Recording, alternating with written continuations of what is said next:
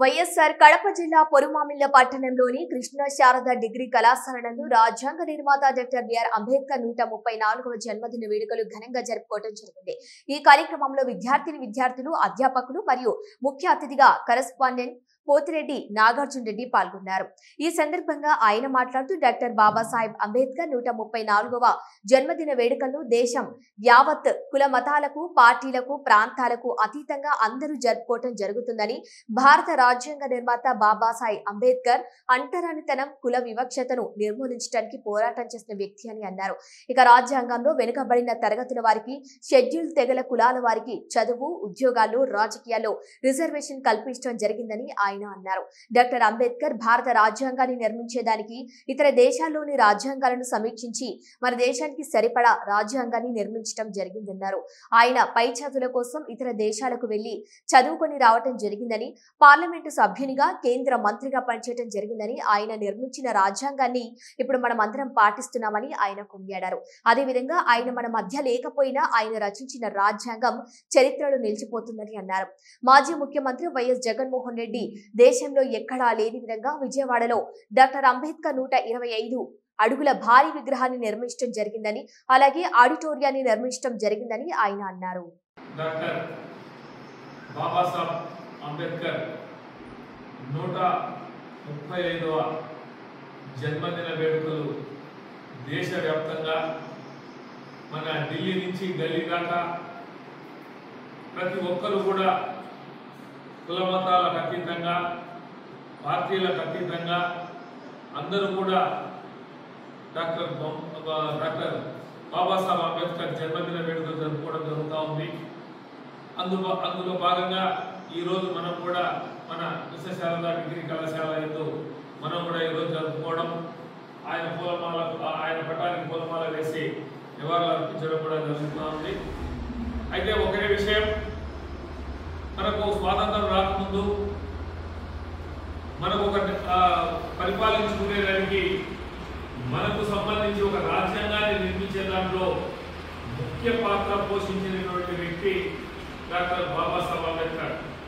ఎందుకంటే మన స్వాతంత్రానికి ముందు కుల మతాలు అనేవి, దానికి సంబంధించి హరిజనులు కానీ, గిరిజనులు కానీ, వెనుకబడిన తరగతులందరినీ కూడా ఆ రోజు అందరినీ సమానంగా లేకుండా ఒక విపక్షంగా, అంటే ఒక దూరంగా పెట్టేవాళ్ళు, బల్లెల్లే కానీ గుళ్ళలే కానీ రానికుండా దాన్ని దృష్టిలో పెట్టుకొని డాక్టర్ బాబాసాహెబ్ గారు అన్ని దేశాలకు సంబంధించినటువంటి రాజ్యాంగాలు ఏ విధంగా ఉన్నాయి అనేది కూడా ఇతర దేశాల్లో కూడా పోయి చూసి మన దేశానికి సంబంధించి ఏ విధంగా చేస్తే బాగుంటుందని చెప్పేసి ఆయన ఒక నిర్ణయానికి వచ్చి పూర్తి స్థాయిలో రాజ్యాంగాన్ని నిర్మించడం జరిగింది।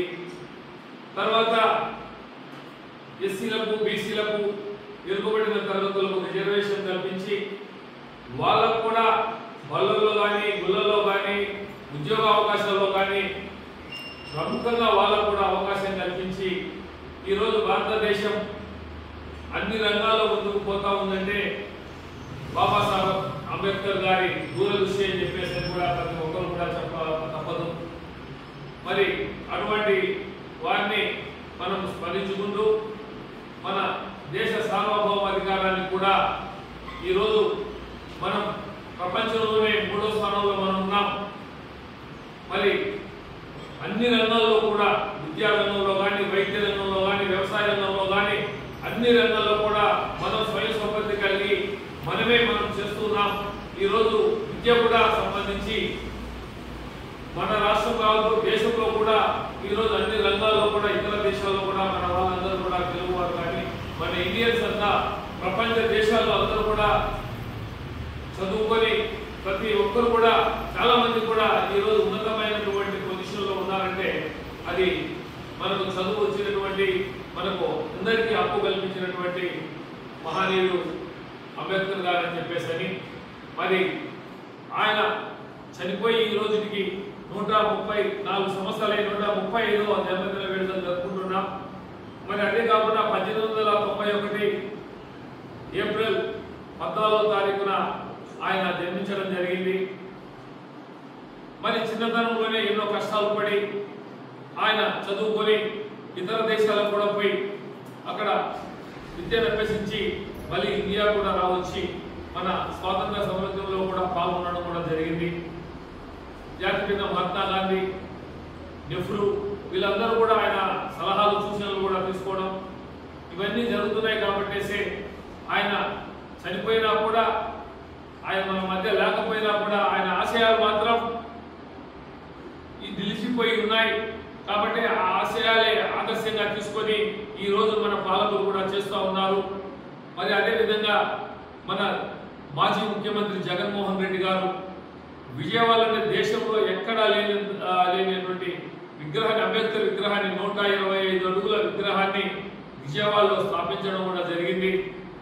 అక్కడ ఒక విగ్రహం స్థాపించడమే కాదు, అక్కడికి సంబంధించినటువంటి ఒక దళితులకు కావచ్చు అందరికి కూడా భవనాన్ని అక్కడ నిర్మించి అందరికి కూడా అక్కడ మీటింగులు పెట్టుకునేదానికి, అందరూ కూర్చునేదానికి కూడా పెద్ద పెద్ద మీటింగ్ హాల్ కూడా ఏర్పాటు చేయడం కూడా జరిగింది. కాబట్టి మరి మీరు కూడా బాబాసాహెబ్ అంబేద్కర్ గురించి బాగా తెలుసుకోండి. ఆయన గురించి మనం ఎంత చెప్పినా కూడా తక్కువ అవుతుంది. కాబట్టి ఆయనకు మరొకసారి మనందరూ కూడా హృదయపూర్వక నమస్కారాలు తెలియజేస్తూ సెలవు తీసుకుంటున్నాం. ఆయన